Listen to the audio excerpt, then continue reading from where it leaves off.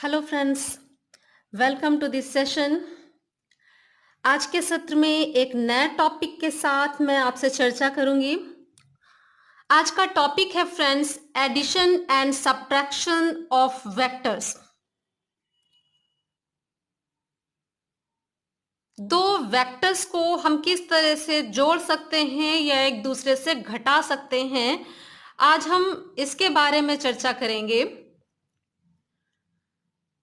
Friends, vector का addition और subtraction कई स्टूडेंट्स के लिए बहुत इंपॉर्टेंट टॉपिक है, specially 9th class, 11th class और पॉलिटेक्निक स्टूडेंट्स को ये एज अ सिलेबस दिया जाता है।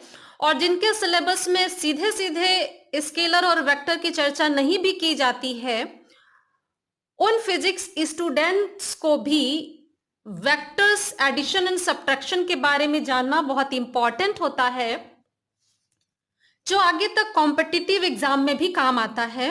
तो आइए आज चर्चा करते हैं addition and subtraction of vectors. Friends, addition and subtraction पढ़ने से पहले हम चर्चा करेंगे शॉर्ट में ही कि स्केलर क्या होते हैं, वेक्टर क्या होते हैं, और वेक्टर से जुड़े हुए कुछ इंपॉर्टेंट डेफिनेशंस के बारे में जानेंगे। सो फ्रेंड्स, फिजिकल क्वांटिटीज, आप जानते हैं कि भौतिक राशियां क्या होती हैं, और सभी फिजिकल क्वांटिटीज को हम 2 पार्ट्स में क्लासिफाई करते हैं। यहां एक पार्ट होगा स्केलर और दूसरा होगा वेक्टर।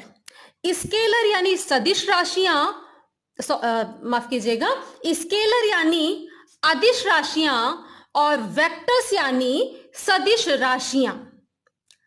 स्केलर, जिसे हिंदी में हमने अदिश राशियां कहा, यानी वहां हमें सिर्फ और सिर्फ मैग्नीट्यूड चाहिए, परिमाण चाहिए उस फिजिकल क्वांटिटी का, हमें डायरेक्शन की जरूरत नहीं होती है उस फिजिकल क्वांटिटी को रिप्रेजेंट करने के लिए।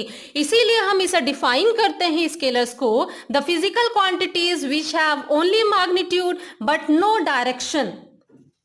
फॉर एग्जाम्पल, हम मास की बात करते हैं, हम लेंथ की बात करते हैं, टाइम की बात करें, वर्क की बात करें, जब भी हम इन चीजों की बात करते हैं, यहां हमें डायरेक्शन यानी दिशा बताने की कोई जरूरत नहीं है। सिर्फ और सिर्फ मैग्नीट्यूड सफिशिएंट है इन फिजिकल क्वांटिटीज को रिप्रेजेंट करने के लिए। इसलिए स्केलर्स वो फिजिकल क्वांटिटी हुई जहां सिर्फ मैग्नीट्यूड चाहिए, डायरेक्शन नहीं चाहिए। लेकिन अगर हमें फिजिकल क्वांटिटी को कंप्लीटली रिप्रेजेंट करने के लिए मैग्नीट्यूड के साथ साथ डायरेक्शन भी चाहिए, यानी जब तक हम मैग्नीट्यूड और डायरेक्शन दोनों नहीं रिप्रेजेंट करते, हम फिजिकल क्वांटिटी को कंप्लीटली रिप्रेजेंट नहीं कर पाएंगे। इन फिजिकल क्वांटिटीज को हम कहते हैं वेक्टर्स, यानी सदिश राशियां, जिनके लिए दिशा का होना बहुत इंपॉर्टेंट है। For example, velocity, acceleration, force, momentum, ये ऐसी फिजिकल क्वांटिटीज हैं जहां हमें डायरेक्शन को बताना इंपॉर्टेंट है। जब तक हम डायरेक्शन स्पेसिफाई नहीं करते, इन फिजिकल क्वांटिटीज को हम क्लियरली रिप्रेजेंट नहीं कर पाएंगे। फ्रेंड्स, अगर स्केलर की बात करें तो यहां स्पीड अगर टर्म आता है, चाल, तो वो स्केलर होगा। लेकिन अगर वेलोसिटी टर्म आ जाता है तो वेलोसिटी में मैग्नीट्यूड के साथ साथ डायरेक्शन भी होना इंपॉर्टेंट है। इसलिए वेलोसिटी वेक्टर टर्म है और स्पीड स्केलर टर्म है। और आगे जैसे जैसे आप फिजिक्स पढ़ेंगे, आप इसकी इंपॉर्टेंस समझते जाएंगे। जैसे जैसे हम स्पीड और वेलोसिटी को आगे पढ़ते जाएंगे, इनका डिफरेंस भी आपको और क्लियर होता चला जाएगा। सो फ्रेंड्स, आइए देखते हैं few definitions in vector algebra. Friends, हम यहाँ addition and subtraction of vectors की बात करने वाले हैं इस चैप्टर में। जब हम वेक्टर्स को ऐड या सब्ट्रैक्ट कर रहे होंगे, वहां नॉर्मल अलजेब्रा से हमारा काम नहीं चलता, तो जिस अलजेब्रा को हम यूज करेंगे वो वेक्टर अलजेब्रा कहा जाएगा। और इसमें हम कुछ टर्म्स यूज करते हैं जिनके बारे में हम जान लें, जैसे मॉडुलस ऑफ वेक्टर।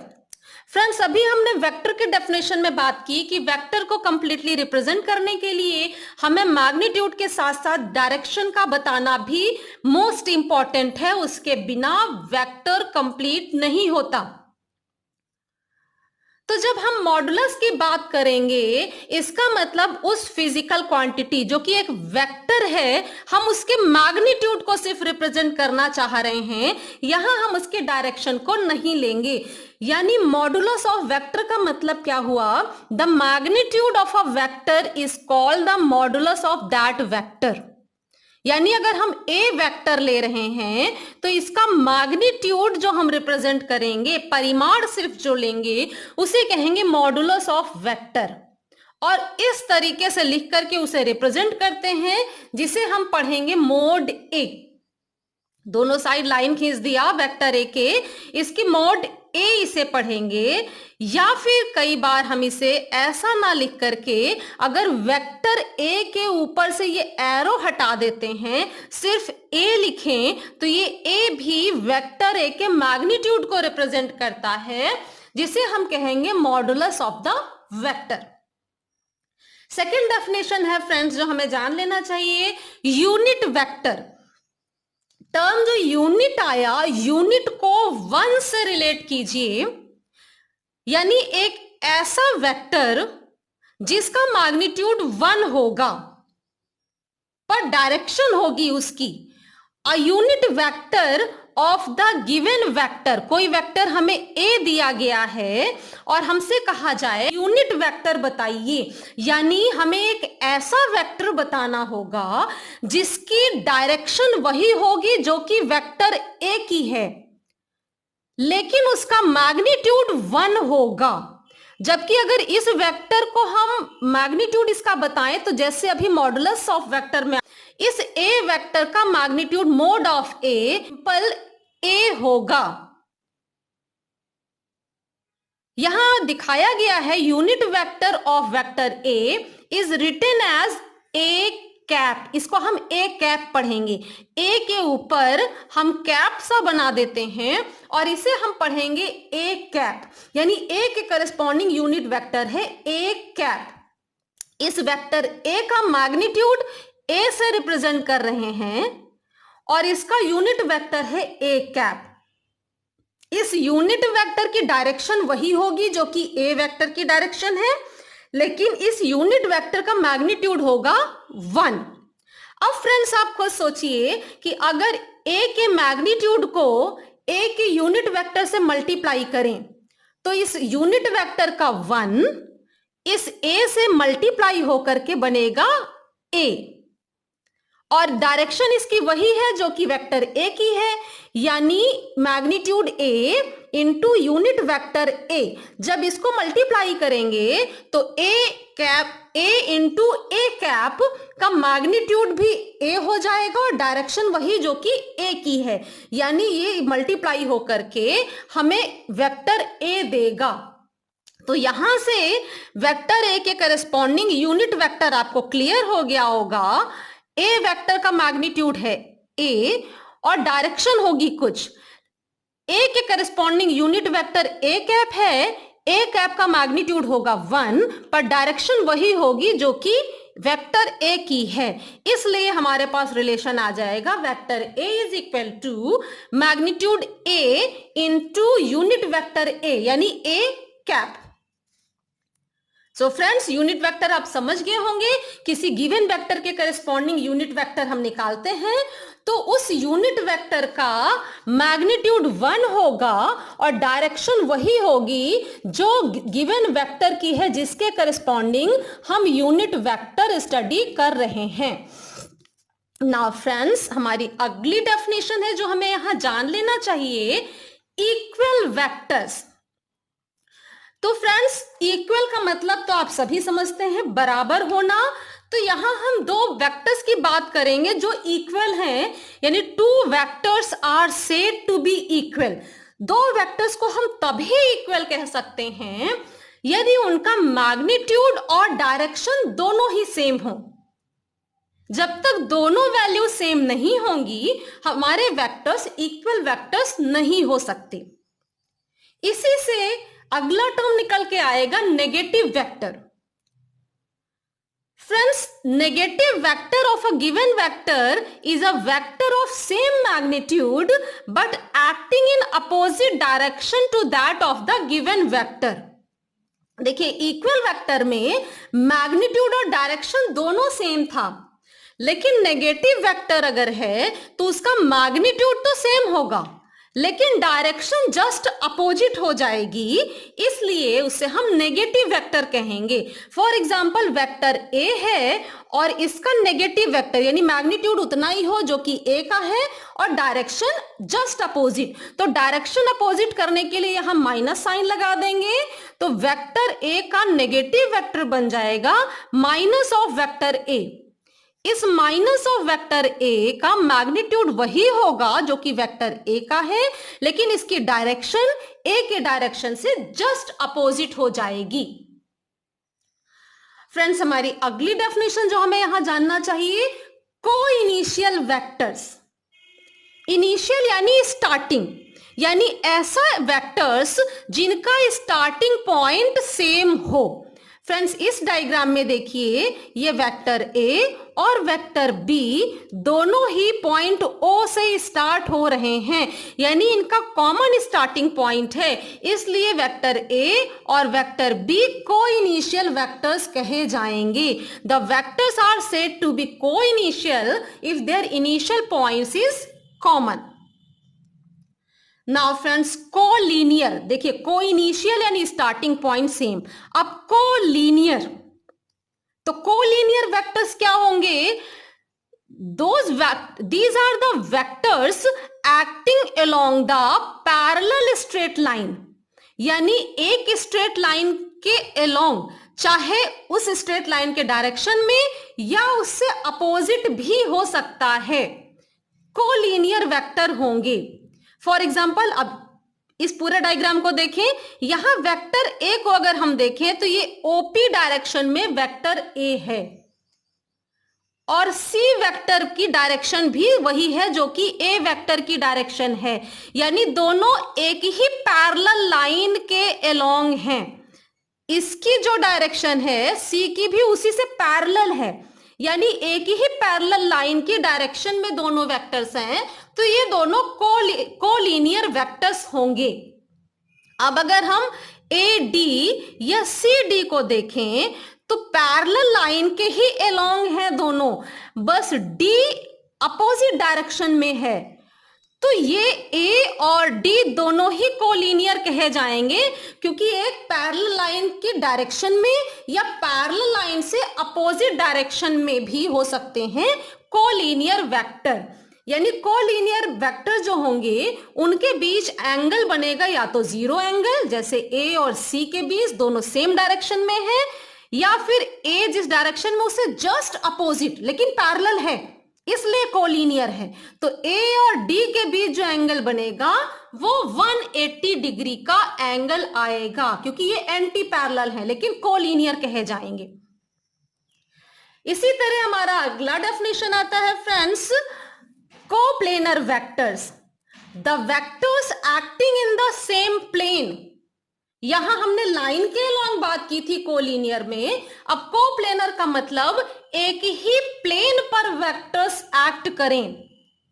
तो यहां हम जितने वेक्टर देख रहे हैं A B C D, friends देखिए ये पेपर है हमारा, इसमें ये एक एक्स एक्सिस माने और एक वाई एक्सिस, और आप जानते हैं दो एक्सिस मिल करके एक प्लेन बनाते हैं, तो हमारा पेपर का जो प्लेन है हमने उसी प्लेन पर ये सारे वेक्टर्स ड्रॉ किए हैं। अगर ये वेक्टर्स इस एक्स वाई प्लेन से परपेंडिकुलर, जैसे मान लीजिए ये हमने पेन रखा, ये जेड डायरेक्शन में कहा जाएगा, अगर ये वेक्टर्स इस डायरेक्शन में आ जाते तो ये कोप्लेनर नहीं होते, लेकिन चूंकि सभी वेक्टर्स इस एक्स वाई एक्सिस से जो प्लेन बन रहा है यानी प्लेन ऑफ द पेपर है यहां पर, तो वो सभी प्लेन ऑफ द पेपर में हैं, यानी एक्स वाई प्लेन में हैं, तो सभी वेक्टर्स एक ही प्लेन में हुए, इसलिए ये कहे जाएंगे कोप्लेनर वेक्टर्स। इसी तरह फ्रेंड्स अगली डेफिनेशन हम एक और जान लें, localised vector and non localised vectors क्या होते हैं। फ्रेंड्स, यहां एक चीज हम आपको बता दें कि जितनी भी चीजें हम यहां पढ़ेंगे, जितने भी वेक्टर से रिलेटेड टॉपिक्स पढ़ेंगे, वो सभी हम नॉन लोकलाइज्ड वेक्टर्स के लिए ही पढ़ रहे होंगे। लोकलाइज्ड का मतलब हुआ कि किसी पॉइंट पर फिक्स हो जाना, और नॉन लोकलाइज्ड का मतलब हुआ जो किसी पॉइंट पर फिक्स नहीं है। यहां हम जितने भी वेक्टर्स की बात कर रहे हैं फ्रेंड्स, वो किसी पॉइंट पर फिक्स नहीं है, बल्कि जो भी वेक्टर हमने ड्रॉ किया है उसको उससे पैरेलल मूव कराते हुए हम कहीं पर भी ले जाएं, उसकी वैल्यू में कोई चेंज नहीं आएगा। फॉर एग्जाम्पल, मान लीजिए ये हमारा सी वेक्टर है और इस सी वेक्टर को हम बिल्कुल ऐसे ही पैरेलल मूव करा के कहीं भी ले जाके रख दें, यानी ना तो इसका मैग्नीट्यूड बदले ना डायरेक्शन बदले, सिर्फ हमने इसको पैरेलल मूव करा दिया, तो हम इसको यहां के बजाय यहां भी ड्रॉ कर दें तो भी उसकी वैल्यू में कोई चेंज नहीं आएगा, यानी ये नॉन लोकलाइज्ड हुआ।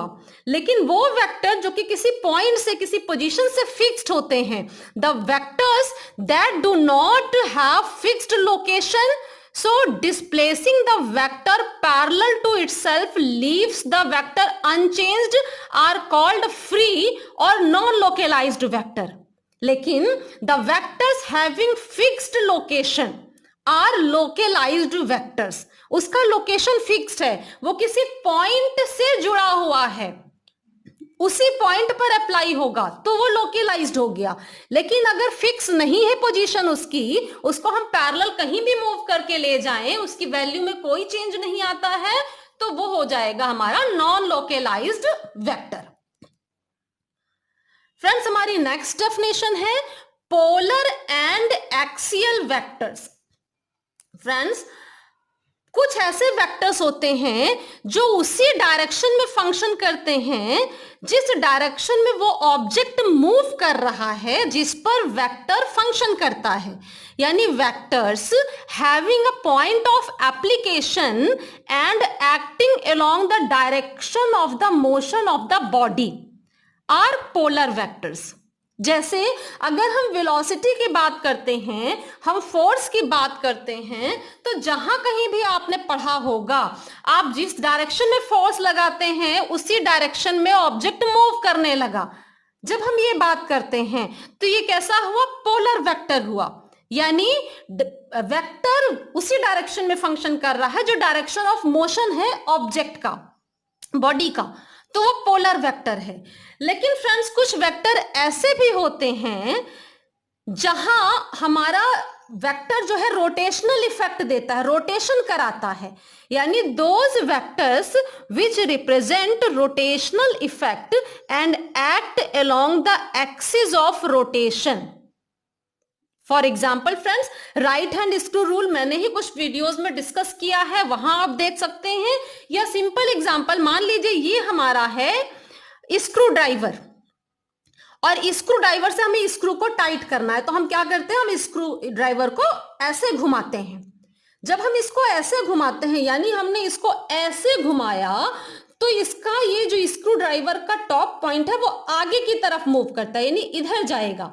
तो हमने मोशन इधर कराया, इसकी वेलोसिटी ऐसे दी तो ये इधर मूव किया।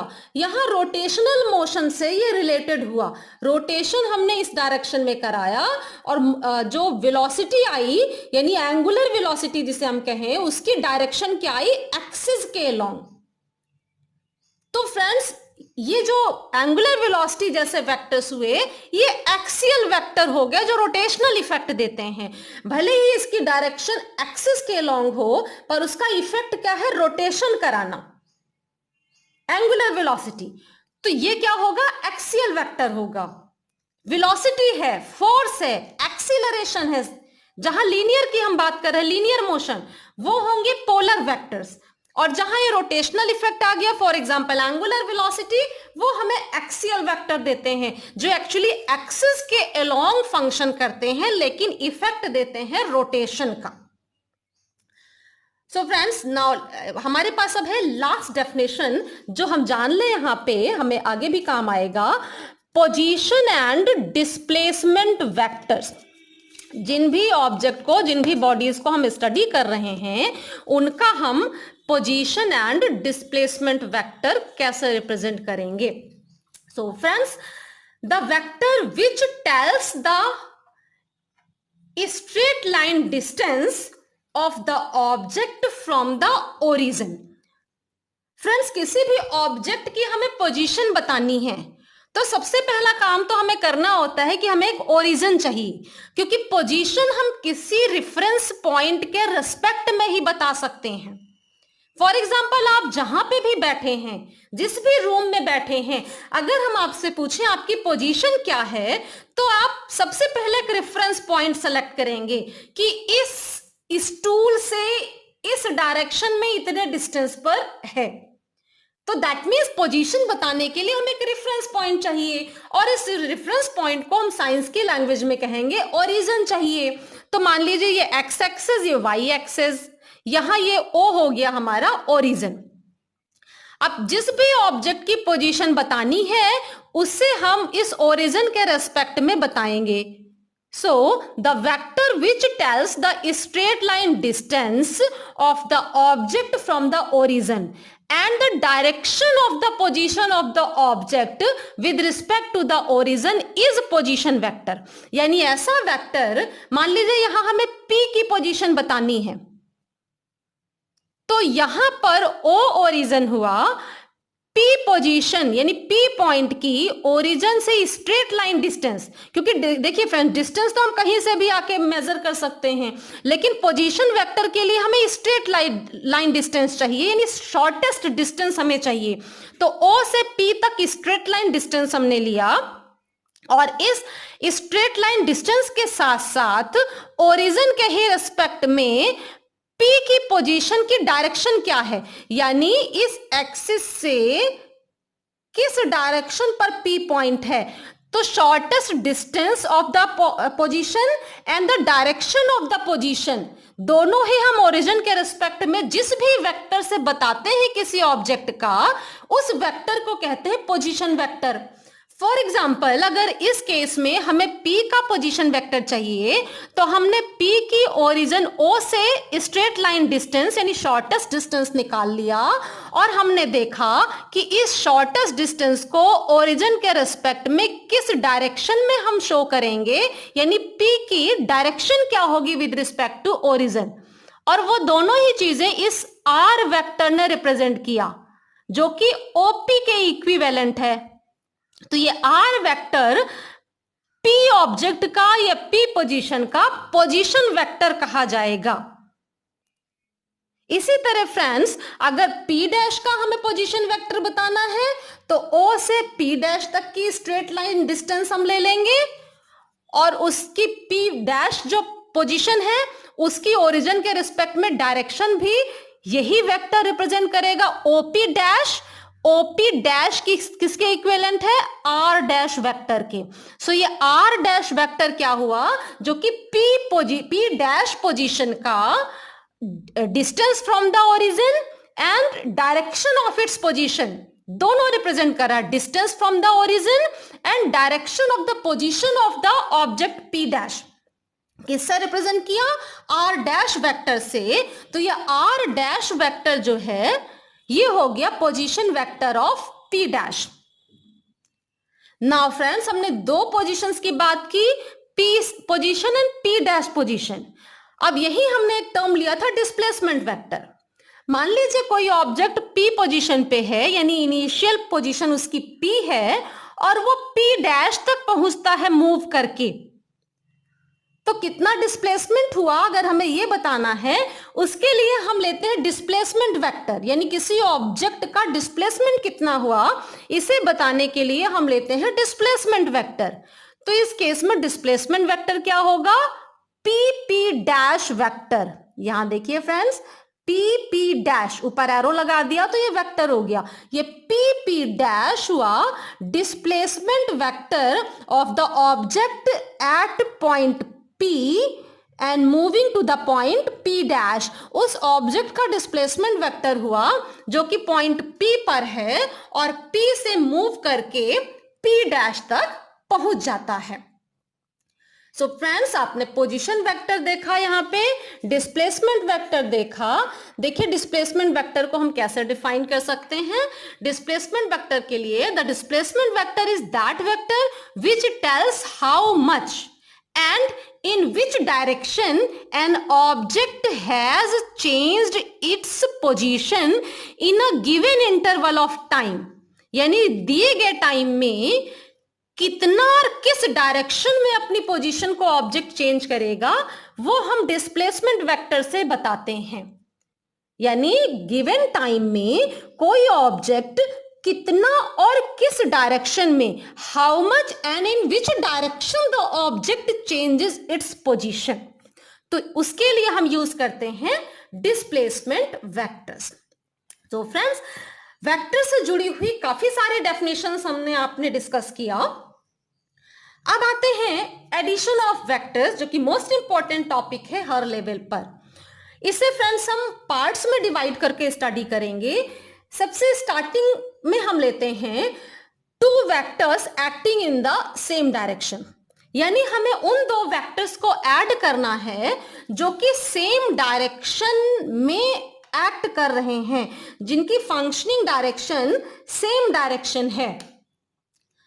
फ्रेंड्स, चाहे हम जो भी केस स्टडी करें, जैसे हमने यहां लिया है two vectors in the same direction, लेकिन वेक्टर एडिशन का एक बेसिक फैक्ट है, उसको हमेशा याद रखिएगा कि किसी भी केस में अगर दो या दो से ज्यादा भी वेक्टर्स हमें ऐड करने हैं, तो फ्रेंड्स वेक्टर का रिप्रेजेंटेशन अब तक आपने देखा है और इसके पहले भी आपने पढ़ा होगा कि हम वेक्टर को एरो से रिप्रेजेंट करते हैं।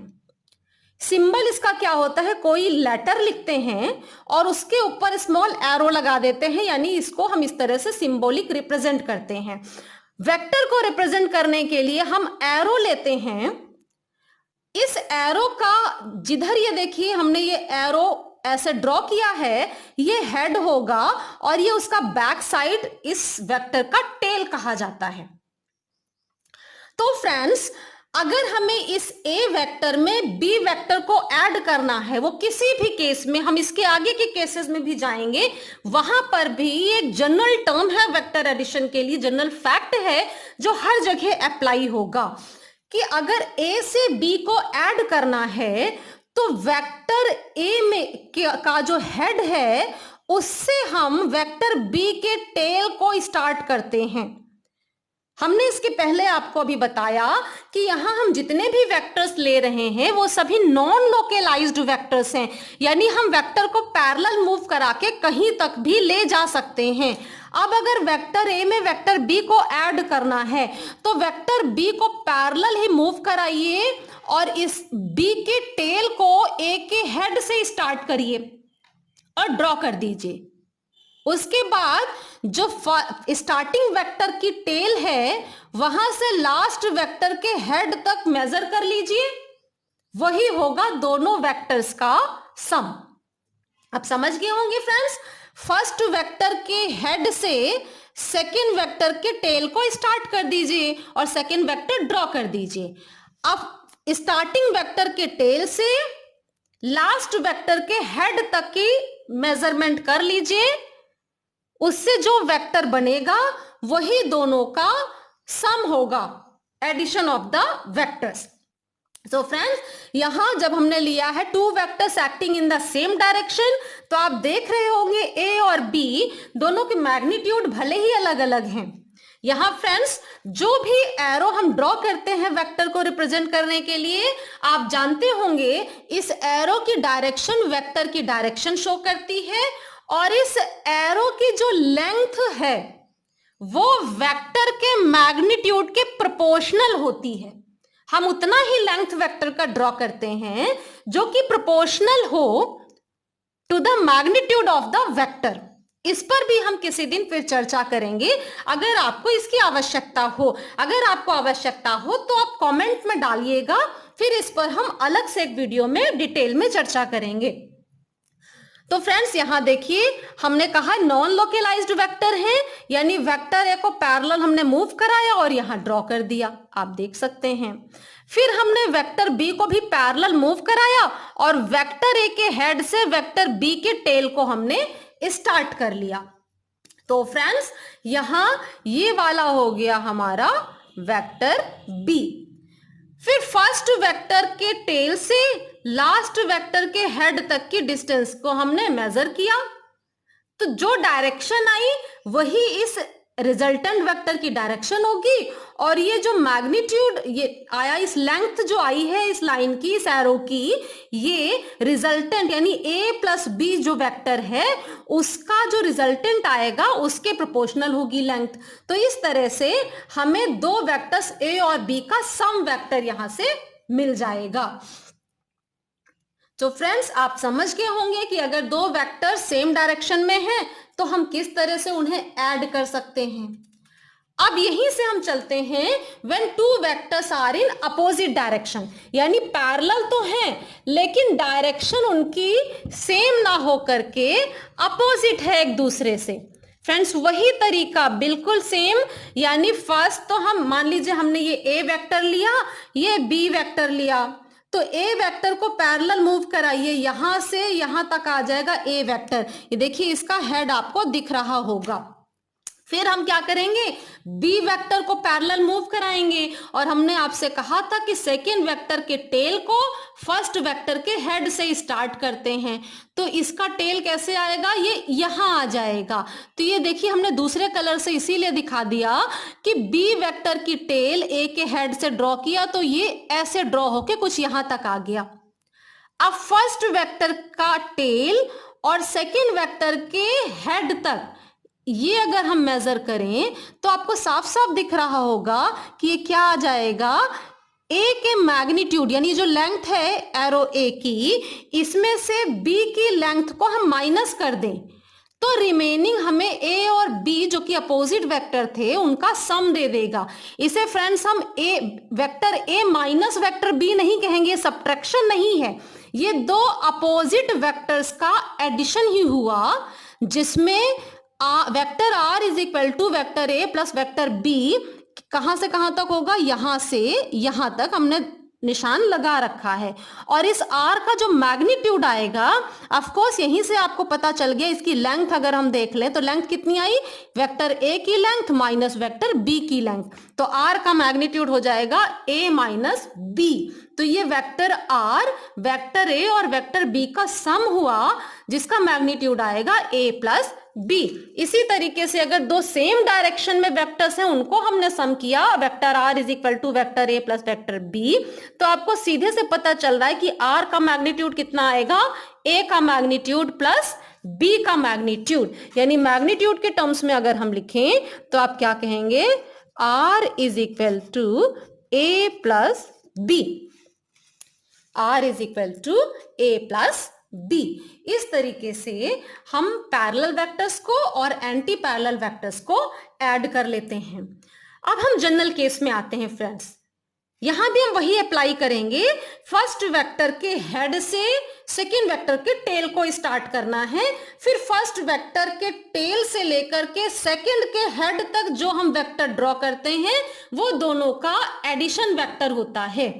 लेकिन यहां हम दो अलग अलग लॉज के फॉर्म में पढ़ेंगे, triangle law of vector addition and parallelogram law of vector addition. हम दो लॉज यूज करके दोनों में से कोई भी एक लॉ आप लगा लें और आप दो वेक्टर्स का एडिशन कर सकते हैं। जब दो वेक्टर का सम करना आप सीख जाएंगे तब हम दो से ज्यादा वेक्टर्स का सम करना भी डिस्कस करेंगे। फ्रेंड्स अभी हम दो वेक्टर को ऐड करते हैं by using triangle law of vector addition. यहां देखिए वेक्टर ए से वेक्टर बी किसी डिफरेंट एंगल पे है, ना तो ये पैरेलल है ना एंटी पैरेलल है। तो फ्रेंड्स का तरीका देखिए बिल्कुल वही जो जनरल था, ए को पहले हम मूव कराएंगे पैरेलल और यहां ड्रॉ कर लिया फ्रॉम ओ टू टी, ओ से पी तक हमने इसको ड्रॉ कर लिया। देन फ्रेंड्स जब ए ड्रॉ हो गया, अब ए के हेड से स्टार्ट करके बी का टेल ए के हेड से हमें स्टार्ट करना है। यानी अब हमें इस बी को पैरेलल ही मूव कराना है। पैरेलल का मतलब उसकी डायरेक्शन ना बदले, पैरेलल मूव करा के यहां तक लाएंगे तो बी की टेल ए के हेड से स्टार्ट हो जाएगी। ना इसका मैग्नीट्यूड बदला, ना इसकी डायरेक्शन बदली, ड्रॉ कर दिया हमने बी को फ्रॉम पी टू क्यू। अब फर्स्ट वेक्टर यानी ए वेक्टर के टेल से स्टार्ट किया और सेकेंड वेक्टर यानी बी वेक्टर के हेड तक हमने ओ क्यू ड्रॉ कर दिया। ये जो ओ क्यू वेक्टर आया ये वेक्टर ए और वेक्टर बी का सम होगा, यानी R vector is equal to A vector plus B vector. ये ओ क्यू वेक्टर यही आर वेक्टर हुआ जो कि ए और बी वेक्टर्स के सम का मैग्नीट्यूड और डायरेक्शन दोनों ही रिप्रेजेंट करता है। तो फ्रेंड्स आपने इसे सीख लिया कि कैसे हम इसे ए और बी वेक्टर्स को ट्राइंगल लॉ में ऐड करते हैं। कैसे हम स्टेटमेंट देंगे ट्राइंगल लॉ का, कई बार पूछा जाता है give the statement of triangle law of vector addition.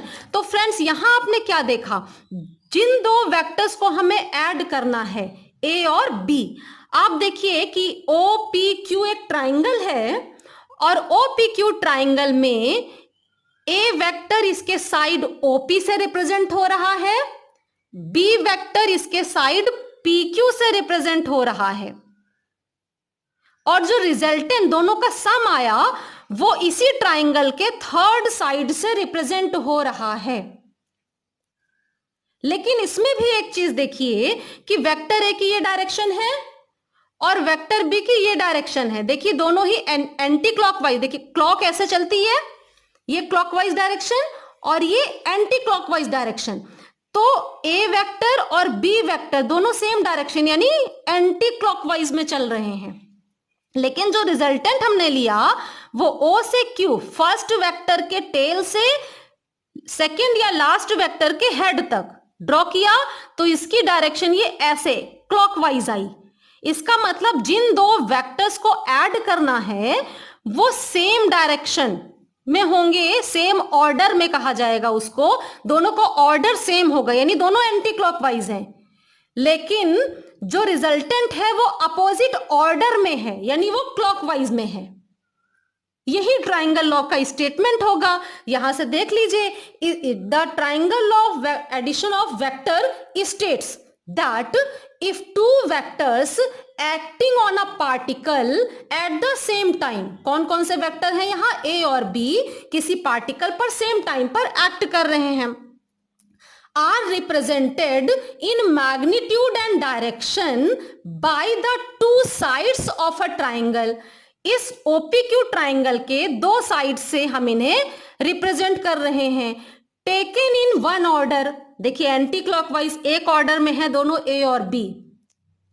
Then their resultant vector यानी उनका sum vector is represented in magnitude and direction by the third side of the same triangle but taken in opposite order. यानी जो same triangle का third side है वो ए और B का सम represent करेगा, लेकिन मैग्नीट्यूड और डायरेक्शन दोनों में, लेकिन कब, जब हम उसे अपोजिट ऑर्डर में लेते हैं, यानी ए बी सेम ऑर्डर में लेकिन रिजल्टेंट वेक्टर अपोजिट ऑर्डर में होगा। ये हो गया हमारा triangle law of vector addition. यहां हम आपको एक चीज बता दें फ्रेंड्स कि हमने कहा कि इन वेक्टर्स को हम पैरेलल मूव करा के ले आते हैं और इस तरह से हम ट्राइंगल बना लेते हैं। तो कई बार आपको समझ नहीं आता कि हम इसको पैरेलल कैसे मूव कराएं। अगर आप ऐसे ही मूव करा सकते हैं तो बहुत अच्छी बात है, अदरवाइज आप देख लीजिए कि ए और बी के बीच का एंगल देख लीजिए कितना एंगल आ रहा है। फ्रेंड्स एंगल देखने के लिए आपको कुछ नहीं करना है, बी को आप डैश डैश करके पीछे तक बढ़ा दीजिए। ये हमारा बी है फ्रेंड्स और बी को आप डैश डैश करते हुए पीछे तक बढ़ा दीजिए। आप इसको इस तरीके से बढ़ा दीजिए यानी एक्सटेंड करना है। अब आप देख लीजिए कि ये ए और बी यानी सेम पॉइंट से स्टार्ट करें जब वेक्टर को, तो दोनों के बीच क्या एंगल बन रहा है, यही ए और बी का एंगल होगा। अब यहां ए को तो पैरेलल हमने यहां ड्रॉ कर लिया, सेम लेंथ सेम डायरेक्शन। अब आपको क्या करना है, इसी को हम थोड़ा सा डैश डैश करके यहां पे फिर से एक्सटेंड कर दें। आपने इसको एक्सटेंड किया डैश डैश करते हुए, ये आपका एक्सटेंड हो गया। अब ये जो एक्सटेंडेड लाइन है, यहां पे ए और बी का एंगल आया था, देखिए सेम पॉइंट से ड्रॉ करते हैं तभी ये एंगल देता है ए और बी के बीच का। तो यहां हमने इसको एक्सटेंड किया, अब ये ए आगे की तरफ डायरेक्शन दे रहा है, इसी से हम सेम जो एंगल यहां हमने मेजर किया वो एंगल बना दें और इसको आगे बढ़ाएं। फिर जितनी बी की लेंथ थी, अब बी की लेंथ को हम यहां से नहीं लेंगे, वहीं से लेंगे जहां से बी था, इस लेंथ को लेकर के यहां हम उतनी ही लेंथ पे कट लगा देते हैं, तो हमारा इस बी के पैरेलल वेक्टर यहां ड्रॉ हो जाएगा। और फिर थर्ड साइड में मिला दिया हमने, हमें दोनों का रिजल्टेंट मिल जाएगा। तो friends, triangle law of vector addition आप समझ गए हैं, इसी से मिलता जुलता होता है हमारा parallelogram law of vector addition. बस ट्रायंगल लॉ में हम ट्रायंगल फॉर्म करते हैं और पैरेललोग्राम लॉ में हम पैरेललोग्राम बनाते हैं। पैरेललोग्राम आप अच्छे से जानते हैं, ट्रायंगल और पैरेललोग्राम पे चर्चा करने की आवश्यकता नहीं होनी चाहिए। तो फ्रेंड्स देखिए, ए को हमने पैरेलल मूव कराया, ए ड्रॉ किया। अब ट्रायंगल लॉ में हमने ए के हेड से बी के टेल को स्टार्ट करना था, यहां देखिए हमने चेंज किया, हम दोनों ही वेक्टर को सेम पॉइंट से ड्रॉ करते हैं, ओ पॉइंट, यानी ए को पैरेलल लाए और फिर बी को भी पैरेलल लाए। तरीका आप वही ले सकते हैं, यहां पीछे एक्सटेंड करिए, दोनों के बीच एंगल देख लीजिए। बस यहां ए को नहीं एक्सटेंड करना है, जो भी हमने ओपी ड्रॉ किया वहीं पे एंगल सेम बना करके और बी वेक्टर की लेंथ ले लेते हैं, जितना ये बी वेक्टर की लेंथ है उतना ही हम ओएस लेंथ ले लेते हैं। अब हमें ये दो साइड मिल गए, ओपी और ओएस। तो ओपी से पैरेलल लाइन यहां ड्रॉ करिए एसक्यू, और पीक्यू से पैरेलल लाइन ड्रॉ करिए ओएस। तो एक पैरेललोग्राम हमारे पास बन के आ गया। इस पैरेललोग्राम में जिस पॉइंट O से वेक्टर A स्टार्ट हुआ और वेक्टर B स्टार्ट हुआ, वहीं से स्टार्ट करके हम एक डायगोनल ड्रॉ कर दे OQ। तो ये जो डायगोनल OQ हमारा आ रहा है, यही A वेक्टर और B वेक्टर का सम होगा in magnitude as well as in direction. ये R वेक्टर A और B का सम है, मैग्नीट्यूड और डायरेक्शन दोनों में। इसी का स्टेटमेंट हम कैसे देंगे? The parallelogram law for addition of vector states that if two vectors acting on a particle at the same time, यानी ए और B, are represented in magnitude and direction by the two adjacent sides of a parallelogram, यानी इस parallelogram के adjacent side, adjacent क्या, ये और ये adjacent side से हमने ए और बी वेक्टर को रिप्रेजेंट किया है। फ्रॉम अ पॉइंट, एक ही पॉइंट से दोनों को ड्रॉ किया, their resultant vector is represented in magnitude and direction by the diagonal of the parallelogram drawn from the same point. Same point O से हमने जो diagonal ड्रॉ किया वो A और B का रिजल्टेंट यानी सम वेक्टर हमें दे देता है। तो ये हो गया friends parallelogram law for addition of vectors. So friends, आज के वीडियो में हम इतने पर ही अपनी चर्चा रोक देते हैं। आगे की जानकारी के लिए आप आगे की वीडियोस देखते रहिए, जहां हम अभी एडिशन और सब्ट्रैक्शन ऑफ वेक्टर्स से रिलेटेड और आगे अपनी चर्चा को कंटिन्यू करेंगे।